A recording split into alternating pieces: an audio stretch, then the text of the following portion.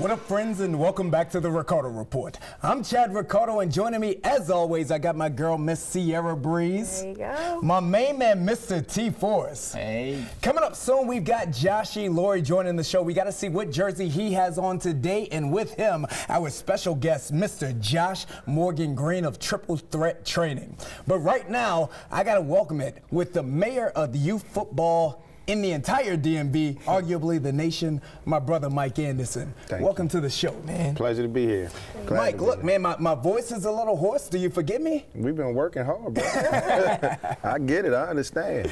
We're so excited to have you here. Of course, you were here with our first show, so to have you back now is definitely a blessing. We're midway through spring season of the GYFL. How's that going thus far? Man, it's awesome. Unbelievable. We opened up last week, as you know, at the University of Maryland. The whole staff was there. DJ Durkin was there. A lot of high-powered alumni were there. I was excited, you know, to have some of the Maryland alums coming out and seeing what the young kids are doing. Probably one of the largest crowds we've ever had before. It was amazing out there. Man. Amazing opportunities to be able to provide those for these youth kids here in D.C. and the surrounding areas to be able to play at the University of Maryland. What a benefit that must be. I wish we had stuff like that when I was a kid. Correct. But it was exciting, and we invited other coaches out as well. Mike London, who's at the head coach at Howard University, was supposed to send some guys out. He wasn't able to send guys out. I just interviewed him last week. He sends his best to the grassroots family. Amazing. We may be playing our playoff games at Howard University. We'll be there. So we'll see how that goes. But yeah, it was pretty awesome experience for the kids. Excellent. So the DMV Academy, which is one of your member organizations here in DC, is thriving. Yes. How has this organization managed to overcome obstacles and begin taking steps to build a championship program? Shout out Coach Settles. That's a great question. You know, it starts with the organization, starts with the people. You know, the grassroots concept, I think it's an amazing concept, but everybody can't do it. You know, you have to really, truly, honestly buy into it because it's so different than the traditional youth club format, what guys are used to. So oftentimes it's a challenge, you know, when traditional organizations first come into grassroots, we do things so differently, and it takes a while for them to really gravitate and understand the concept. But, you know, Dante Settles, Steve Jones, you know, those guys, they actually run the Lamont Riggs Youth Organization. Correct. So that's their foundation.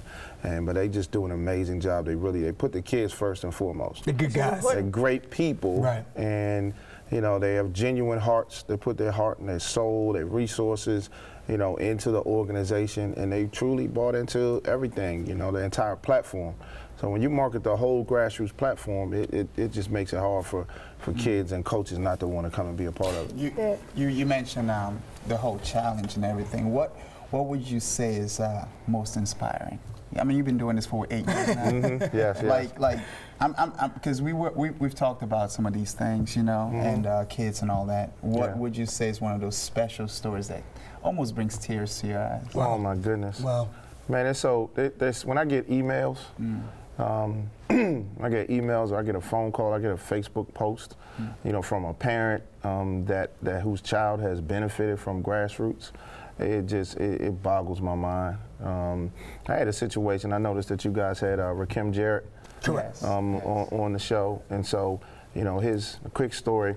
When he was in the 6th grade, he played on a Team Maryland FBU team, and I was so impressed with the young man. He looked so good, Chad. You know what I mean? He had the shoes, the gloves. I mean, he just looked like an athlete. And I remember I didn't see him come out the next fall as a 7th grader. I was looking for him. I didn't remember the kid's name. I just remembered this jersey number. And we got into the spring of I got a random email from this lady. Said she was going through some challenging times right now, and she really wanted her son to be able to participate in the grassroots combine, but she couldn't afford it. You know, why is it so expensive? You know, is there anything that I could do to get my son? And I never did this thing. It was never about money for me. So I've always had a financial aid package. You know, we've never turned anybody down. I shouldn't say this, but that's just the reality of it. We never had, and it almost brought me to tears. The lady, she was, you know, struggling, going through a very hard time financially, and she just said, "Is there any way my son can get to this combine? He wants to come so bad." I said, "Listen, just come and just help us out." You know, and I looked up. and it was Angela, AJ, Jarrett, you know, Rakim's mother. She brought two of her daughters there, brought the whole family out to Waldorf and basically volunteered to run the whole combine. And Rakim came and he tore it up, and you know, we've just been family ever since, man. And his whole future is pretty much secured as long as he stays on point. He'll have 30 scholarship offers. He's doing a ton of great things, right? Yeah. So much of that starts right there at the youth football level. I want to ask you this. Now, we've had a couple of guests on in recent history, whether it's Clark Ray, Executive Director of the DCSAA, or Martin Ispazua, who is an Assistant Athletic Director up in Montgomery County. And they said something that we all found kind of interesting. We asked them what some of the most challenging aspects are today for athletes, and both of them mentioned parents first. So what I want to know from you is, because you start at the youth level with the babies, we know how important it is for parents to be active in the lives of their student athletes. How can a parent walk that line of being active without being overzealous? Wow. That's an amazing, that's a great question right there. That should be a debate. We need to have a town hall for that. I'm actually going through some of those challenges right now as we speak. It is very difficult to balance that. These are their babies. These are their children. These are the loves of their lives, you know, and they all want the best for them. And so I tell people the tough thing about Division I football, which is everybody's chasing. You know, we average 16,000 high school seniors every year in the state of Maryland, in the city of D.C., not even including Northern Virginia. The district. That's the we got to say the district. The district. Clark Ray said we got to say. All right, in the District of Columbia and the state of Maryland, you know, and they all start the fall of their senior year with the same dream, you know, to try to get a Division I football scholarship. And the reality of it is, we average 35 major Division I scholarships and 25 mid-majors. So there's only 60 kids that are getting Division I scholarships and another 40 that get Division II scholarships. So we average 100, you know, young men who have the opportunity to receive a life-changing, destiny-altering, and everybody's free competing scholarship. for that. But you got 16,000 is the pool, down to 100. Here's even a more challenging part. Out of the entire 16,000, and they're all not going to be big enough, fast enough, strong enough, or academically proficient enough, or have the character to make it, but some percentage does. And statistics have shown it's about 10%. Right. So out of the pool of 16,000, you got 1,600, we call them goons. Right. Like they got the whole package. They're big enough, they're fast enough, they're strong enough, they got the grades and the character to play Division I football. Out of 1,600, only 100 will make it. So that's 1,500 disappointed parents, kids, and families every day, and they all have the same dream. You know, so it's very, very hard for them to accept the disappointment. So the parents have to walk that line of fighting as hard as they can for their child, for their future, without impeding on their overall happiness and success in life. They feel like they do, you know, but coming from the whole youth football, because we don't get them until middle school. So the traditional youth organizations have them from 6 years old all the way up to 11 or 12 years old. And it's just so much competition. It's so challenging to try to get kids to come play for your organization. So it's tough because a lot of times the traditional youth orgs have to cater to the parents. I mean, literally cater to them from 6 years old up to 12 years old, and they get used to that, they get accustomed to that. You bring up a very important word, is competition. And that's going to lead us to our hot take of the day. For those of you out there watching, you can reach us on Facebook and or Twitter at the Ricardo Report to submit your hot take of the day. I want to get each of you all's thoughts on this. Got about 20 seconds apiece. This one comes from Sam Ellis, actually in North Carolina, so we're getting reach out here. Sam Ellis says, my son plays for a football team that is not very good, but they play hard. He says, I despise that at the they play hard. I despise that at the end of the year, the top team gets recognized with championship trophies, and it makes the rest of the kids feel bad. When did adults forget that youth sports were about the kids? 20, 30 seconds. What do we got? Participation trophies, are we for them or are we against them? Against. Okay. I'm against. You're upsetting Sam even more now. Be good or be gone. Okay. I'm sorry. 5-year-old kids. Listen, I know it sucks. And he just mentioned something really important. You have 60,000 kids coming down. You shrink it down to 1,600. Later on, you have to tell 1,500, listen, I'm sorry. But you know what those 1,500 go away with? They go away with more heart. They go away with more determination to be back and be better. Do not deceive them and say, hey, you participated. No. Mr. Mike Anderson, what do you got? I mean, I understand the concern that parents have about that, but I'm not a fan of participation trophies just for the sake of it, because I think that how kids get prepared to handle disappointment is going to be huge for the rest of their life. For the rest of their life. For the rest of their life, because in this world, you know, to the victors go the spoils. So if you don't win, or if you don't have an opportunity, or you have an opportunity but you don't take advantage of it, you got to continue to work hard, come back and try again next year, or for whatever the case may be. Because they don't try enough. Nah, I tell you, Breeze, they have spoken. Mr. Mike Anderson, T4 says no participation trophies. I've been that kid. I would put in everything that I want to put in, and then everybody still walks away with, you know, a piece of trophy, and I'm like, listen, I worked hard. Sorry, Mr. Sam Ellis. You heard it here first at the Ricardo Report. We are against participation trophies. T-Force, thank you very much, brother. Thank you, Mr. man. Mike Anderson, thank you. Always a each pleasure. and every time. Always. Coming up next, joining Sierra, Breeze, and I, we got two Joshes. One show, it's the Ricardo Report.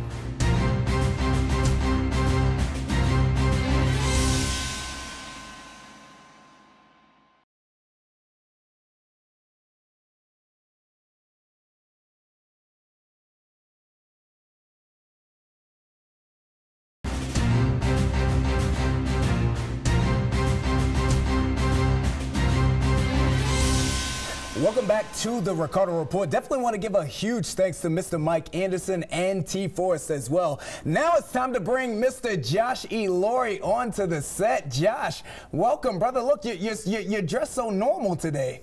It's weird. I'm not going to dignify that with a response. No, not today. You got the Michael Jordan greatness jersey on today. I'm proud of you. I like it. I'm not used to him being this nice to me. I don't know what's happening. Is this invasion of the body snatchers? I take it that you've got the greatness emanating from your clothing attire, because you are sitting next to another great Josh, Mr. Josh Morgan Green, Triple Threat Training. Welcome to the show, brother. Thanks for having me. Thanks for having me. Thank you very much. Look, I tell you this. We were just speaking with Mike Anderson about participation trophies. Now, you're someone who trains student athletes to be at the best of the best. What are your thoughts on participation trophies? I have to agree with everybody else. You have to put in the hard work. You got to dedicate yourself. You can't just show up. Showing up isn't enough, even when it comes to school. All right, we got to separate them. We have to separate. All right, we're going to get right back to you in a minute. Me and Breeze, we got some business to tend to. You ready? All right. So first and foremost, to all of our student athletes out there, I want to let you know about a couple of camps that are going down. First and foremost, the Crab Bowl camp. First camp is going down on June the 29th at Georgetown Prep. You want to check that out. And the Football University camp, June 17th and 18th in Alexandria. Check that out as well. Breeze, what you got? Alrighty, so for Breezy's boys, I have Rakim Jarrett from St. John's College High School. This class of 2020 wide receiver recently won the top wideout tight end award at the Rivals camp in New Jersey. He is definitely up for a breakout season. Ayinde Hakim of Wilson Hoops, a friend of the Ricardo Report right here on the DKN Sports. Excellent basketball player and is receiving interest from Duquesne University now. Definitely deserves that. Kareem McDonald, also a graduate of Wilson High School, is a young man who has had many obstacles in his life and seems to be hurdling over all of them. He recently committed to Glenville St. College, where he will continue pursuing his academic and athletic dreams. Yeah. Kareem McDonald, one of my close student athletes, is actually one of the first student athletes that I ever interviewed when I started doing this. So we definitely give a huge shout out to that young man. Another huge shout out to a friend of the Ricardo Report, Mr. Nick Zimmerman. He's our DCSAA Student Athlete of the Week. Nick recently committed to Fort Union Military Academy. He really did a lot for the show, and Josh, you can attest to this as well. Back at a time in which we were so concerned about ratings and such, Nick Zimmerman actually contacted me directly and asked that we do a little bit more for just highlighting students without getting in the middle of some of the things that they had going on. So thank you, Nick Zimmerman. Definitely want to give a shout out to you. But now, back to you, Mr. Josh. Here's what I want to know, bro. because you do a lot in basketball. Josh Eloy and I, we debate all the time about the state of the NBA. What I want to know from you is, are NBA players, are they getting soft, bro? I mean, you got guys who need to take games off. You know, they get paid tens of millions of dollars to play a basketball game for kids. They take days off. Are NBA players getting soft? I would say they're getting soft. I think. What would you say? I would say that the game has evolved. Are they tired? Do they need to come see a trainer like you? You let him get 2 words out. I mean, you know. It's a long season. Okay. Is it 81 games? It's 82. 82 games. You know, that's a long way, long days. You got practice. You're away from your families. You know, the referees call it tight now because they want these players. It's a business just like everything else. We want them to last. Longevity. They make tens of millions of dollars, right? Tens of millions. Do you go to work like every day? Every day. Okay. They play 82 games a year? 82. Okay, it's 365 days a year. Okay, I get that. I'm going to leave it there so that we can get to some other stuff, but we could debate this, ad nauseum. Right. Fine. Josh, what do you got? Okay, so Josh, you have finally opened up your own gym on Wednesday. So my question is, what's the biggest takeaway you've had in your time as a trainer and coach? The biggest takeaway is anything's possible. You just have to put your mind to it. That's one of the things I always tell my kids. Every morning I tweet praying for greatness. So religion's heavy to me, and also putting in that time and consistency. Without consistency, you have nothing. So I'm 26 years old. I'm going to own my own gym. I have 2 kids. So, you know, you are a judge at my All-Star game. It's an honor. And I really appreciate you guys for coming out. And you know, this is really my first year doing it. Wow. And I have 160 athletes that I train, guys, girls, and a couple college players. Wow. That's pretty amazing. Thank you. It's incredible. Yeah, thank you. So out of all of the student athletes that you've worked with, who have you enjoyed training the most and why? There has to be something that sticks out. Who's my favorite kid? Right. Yes. Sierra Breeze on the show to ask you the tough questions. Right. That is a tough question. My first kid that I ever trained was Jared Gray. He went to Bowie High School. A lot of people in the PG County area would, know of him. I would say because he was my first, I have to say he was my favorite. He opened the floodgates to John McGriff, DJ Harvey, Jalen Smith, Luka Garza, Daquan Washington. Daquan brought Keon over one time. Ryan Allen, Everett Hammond, and then the girls' side, you have Liz Martino, who's 9th in the nation. You have Honesty Grayson Scott, who is number 8 in the nation for the junior class. So we have some top kids, but then we also have kids that may not be ranked, but you put them in the same category and they'll thrive as well. And they keep working. They keep working daily. I'll tell you what, brother, we got a lot more to ask you about. Can you stick around? I can stick around. The Ricardo Report, Josh Morgan Green. Keep it locked right here.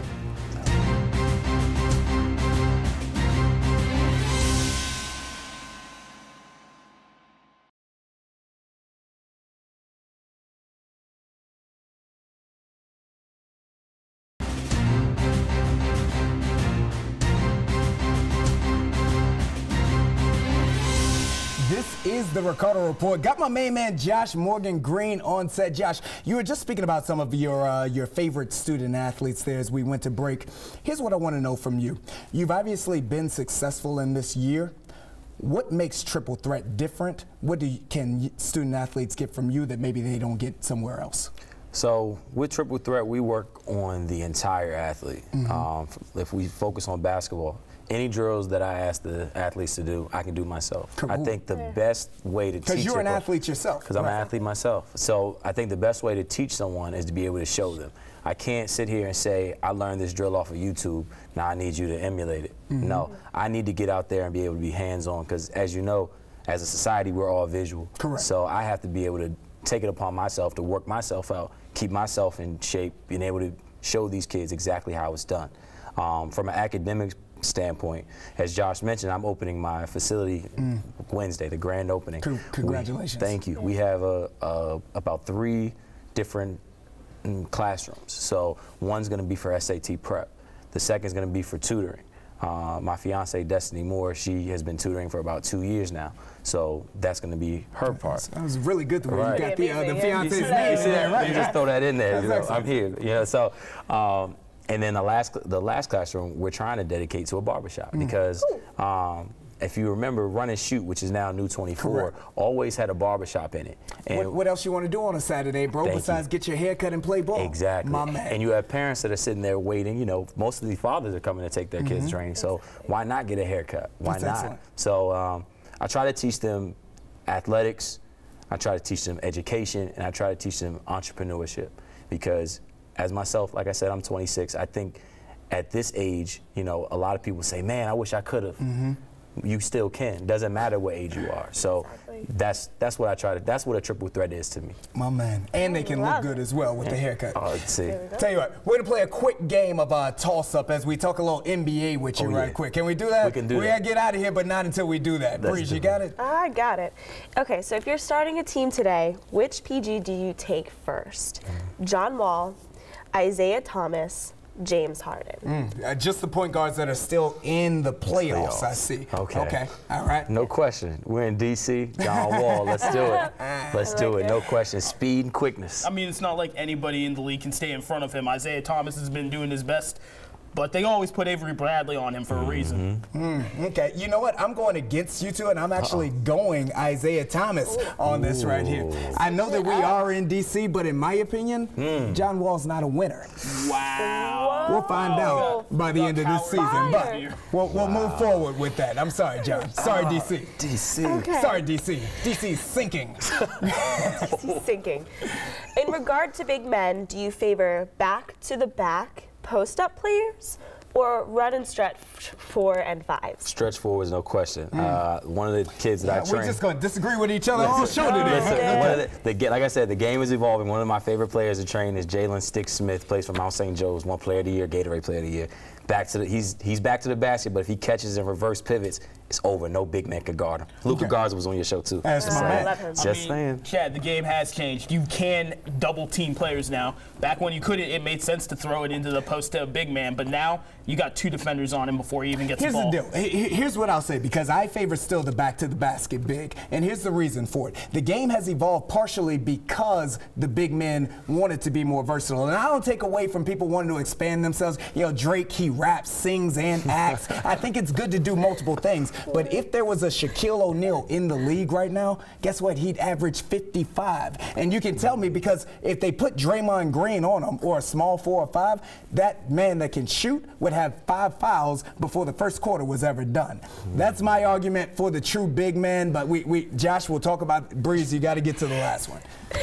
In a game 7 for the championship. Here's the big one. Who are you taking? LeBron James in his prime, Kobe Bryant in his prime. Which one? I gotta go Kobe Bryant. There we go. I gotta go Kobe Bryant. Yes. Come on. Kobe, I have to. I mean, I think it's almost self-explanatory. He's a finisher.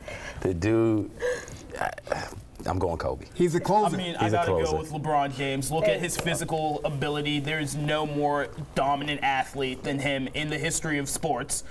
Also, Kobe chased away some teammates. I mean, Kobe also won. Kobe selfish sometimes. Kobe also won 5 rings and only lost twice. LeBron's record does not pan out to that. Josh, I am so happy that I brought you on the show, if for no other reason, for that one right there. Got a basketball expert, and that's the answer he gives. On behalf of my, I had to get out of here. The producers are in my ear. On behalf of Josh Morgan Green, my main man Mike Anderson, T. Forrest, Josh E. Laurie, who is proven wrong as always, Sarah Breeze, I'm Chad Ricardo. This has been the Ricardo Report.